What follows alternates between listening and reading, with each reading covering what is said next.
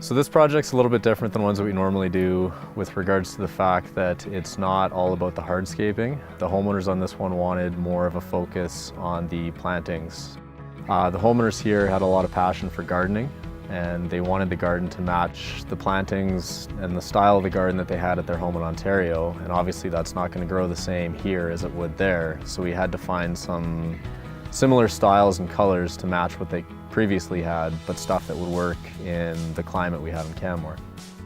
So the side yard for this project had a very high traffic area. The grass just refused to grow, and that was also town property.